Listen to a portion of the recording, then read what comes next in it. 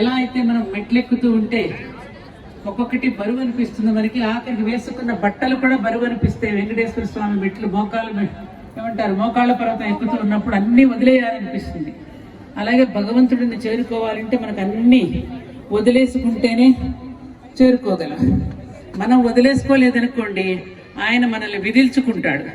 ఆయన విదిల్చక ముందే మనం వదిలేసుకున్నాం అనుకోండి అప్పుడు మనకి కూడా మోక్షం సంప్రాప్తిస్తుంది. మోక్షం అంటే ఏమిటి, అసలు ఏమిటి అర్థం? మా మాస్టర్ గారు ఒక ఆయన అడిగారు, అసలు మోక్షం అంటే ఏమిటండి అని. ఒక పుల్ల ముక్క ఇచ్చారు ఆయనకి. ఇది ఈ పుల్ల ముక్కని 4 భాగాలు చేయమన్నారు.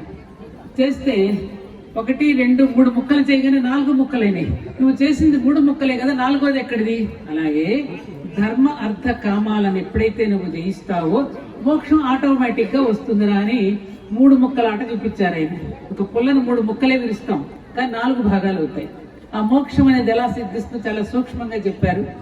అలా గురువులు అనేటటువంటి వాళ్ళు చాలా సూక్ష్మంగా చెప్తారు. ఇక్కడే మన గురుదేవులు కంచి పరమాచార్యులు వారు, గురువు గారికి కూడా వారు గురుదేవులే.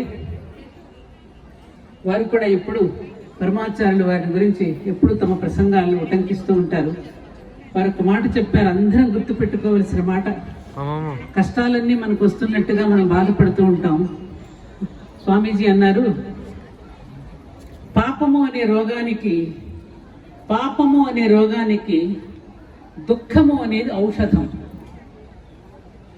ఎప్పుడైతే మనం కన్నీరు కారుస్తామో ఆ పాపం ప్రక్షాళన అయిపోయి అప్పు తీరిపోతే ఎలా అయితే మనం సేద తీరుతామో ఆ ప్రక్షాళన అయిపోగానే అమ్మయ్య ఒక అప్పు తీరిపోయింది అనుకుంటాం. అలాగే ఒక కర్మ తీరిపోయింది. అందుకని ఔషధాన్ని స్వీకరించి మనం సేద తీరాలి తప్ప ఈ కష్టాలన్నీ నాకే ఎందుకని మనం బాధపడకూడదు. అసలు ఈ కష్టాలన్నీ మనకే ఎందుకు వస్తున్నాయండి అని చాలా మంది మనం అనుకుంటూ ఉంటాం. కొంతమంది ఆత్మకారణం అంటారు, కొంతమంది కర్మఫలం అంటారు, ఇంకా ఏదో అంటూ ఉంటారు. కానీ చిట్ట చివరికి 2 కారణాలు కనపడతాయి మనకి. ఒకటి మనము, మన ప్రవర్తన. రెండవది అంతర్యామిగా ఉన్న పరమాత్ముడి యొక్క లీల. ఈ రెండింటిలోనే కనపడతాయి కారణాలు.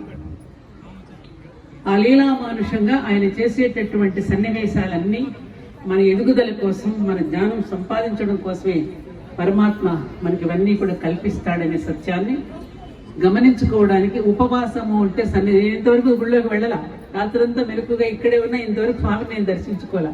ఆయన ఇందాక చెప్పినట్టుగా ఈ దర్శించుకునే సహస్ర శీర్ష పురుష, ఈ తలకాయలన్నీ ఎవరివి? మనమే కదా. ఈ తలకాయలన్నీ దర్శించుకుంటే ఆ తలకాయల నుంచి కూడా మనం కూడా దర్శించుకోగలం అనే భావన ఎప్పుడైతే మనలో ఉంటుందో ప్రత్యేకించి మనం ఇంకా దర్శనం చేసుకోనక్కర్లా. సహస్ర శీర్ష పురుష సహస్రాక్ష సహస్రపాత్ పురుష సూక్తంలో చెప్పినట్టుగా. కాబట్టి ఆ భావనకి ఎప్పుడైతే మనం డే బై డే ఎదుగుతూ ఉంటామో అప్పుడు మనకు భగవంతుడు సాక్షాత్కరిస్తాడు. భగవంతుడిని తెలుసుకునేటటువంటి గొప్ప అవకాశం మనకు లభిస్తుంది. అందుకని ఇక్కడ చూడండి, ఇందాక నేను ప్రారంభంలోనే మీకు చెప్పినట్టుగా మూల ప్రకృతి అవ్యక్త వ్యక్త స్వరూపిణి అని సహస్రనామంలో ఉంటుంది. దీని అర్థం ఏమిటి? మూల ప్రకృతి అంటే ఒక గోధుమ పిండి ముద్దను తీసుకోండి మీరు, అది మూల ప్రకృతి. ఆ ముద్దని చపాతీలుగా మీరు బేలిస్తే ఏమవుతుంది? నానా రకాల ఆకృతులు దాలుస్తాయి. అలా మూల ప్రకృతిగా ఉన్నటువంటి ఆ అమ్మవారు వ్యక్తమై విజయ దుర్గాదేవిగా కొలువు తీరి ఇక్కడ ఉన్న ఆత్మలింగేశ్వరుడు గాని, సరస్వతీదేవి గాని, పద్మావతి అమ్మవారి గాని, అక్కడ ఉన్నట్టు ఉమామహేశ్వరుడు గాని, జ్ఞాన గణపతి గాని, వల్లి దేవసేన సమేత సుబ్రహ్మణ్యేశ్వర స్వామి గాని, ఆంజనేయ, వీళ్ళందరూ కూడా వివిధ రకాల చపాతీలే, ఇన్ని రకాల ఆకృతులతో కనపడినది మూల ప్రకృతి వ్యక్త స్వరూపిణి. అవ్యక్తంగా ఉన్నది వ్యక్తమవుతోంది. అర్థమైందా? అవ్యక్తంగా ఉన్నది వ్యక్తమవుతుంది. ఆ వ్యక్తమైంది అమ్మ ఇన్ని రకాల పనులు చేయించి ఇంతమంది దేవతలని ఇక్కడికి రప్పించి ఏ దేవతను స్వయంవరంలో ఎవరి వరుడును వాడు ఎంచుకున్నట్టుగా ఎవరికి కావలసిన ఇష్ట దైవాన్ని వాళ్ళు ఆరాధించుకునేటట్టుగా అక్కడ అమ్మ ఏర్పాటు చేసింది మీకోసం. అయ్యప్ప స్వాములను చూస్తున్నాను, భవానీ దీక్ష చేసుకుని వస్తున్న వాళ్ళని చూస్తున్నాం, అలాగే శివ దీక్ష చేసుకునే వాళ్ళని చూస్తున్నాం. వీళ్ళందరూ ఎవరిని ఆరాధిస్తున్నారు? రూపాలు వేరుగా ఉన్న ఒకటే దైవం ఒక్కడే, దేవతలు ఎందరో, ప్రధానమంత్రి ఒక్కడే, ఎందరో మంత్రులు ఉన్నారు కదా.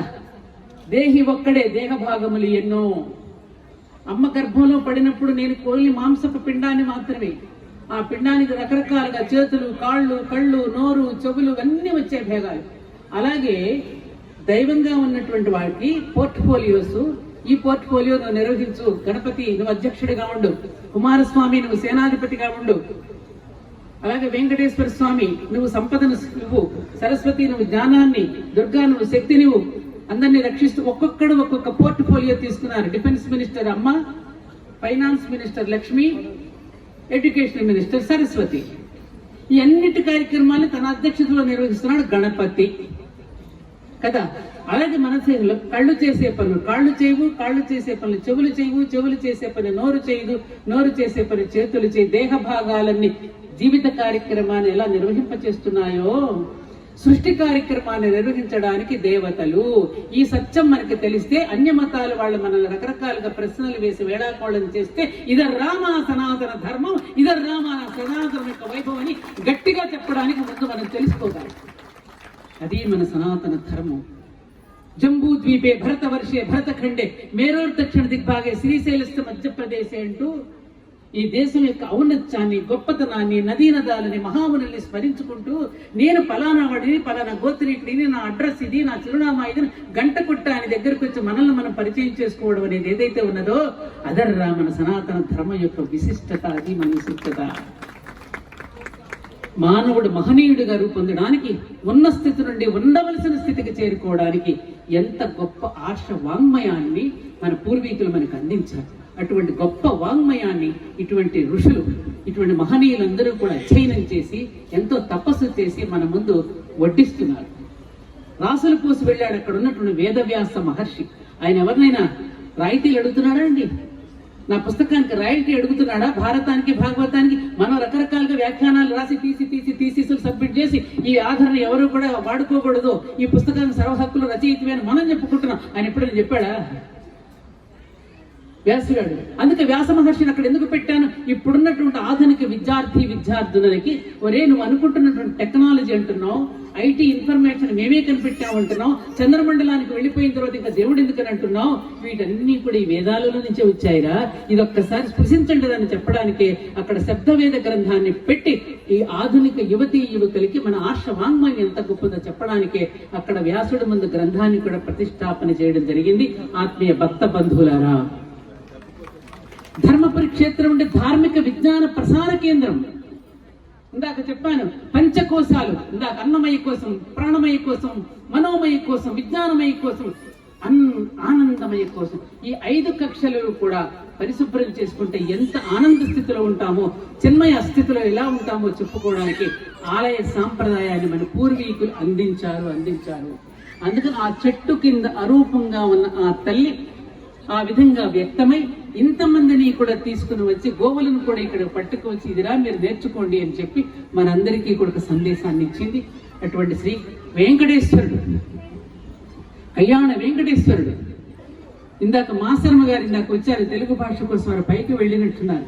నిజంగా ఇలాంటి గొప్ప గొప్ప మహానుభావులందరూ మన క్షేత్రానికి వస్తే మంచి సందేశాలు ఇస్తూ ఉంటే ప్రజల్లో ఒక చైతన్యం కలుగుతుంది.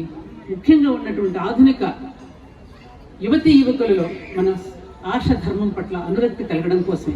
ఎందుకు ఆర్షధర్మం చదవాలి అని ఈ మధ్యన నేను ఒక విషయం పిల్లలకు, విద్యార్థులతో చెప్పడం జరిగింది. ఎందుకు ఆర్ష వాంగ్మయాన్ని పిల్లలు చదవాలి, తల్లులు చదివించాలి? ఆలోచించండి.